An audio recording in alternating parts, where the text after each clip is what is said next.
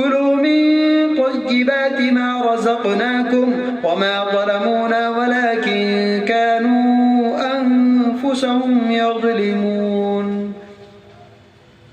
وإذ قلنا ادخلوا هذه القرية فكلوا منها حيث شئتم رغدا وادخلوا الباب سجدا وقولوا حطة نغفر لكم خطاياكم وسنزيد المحسنين.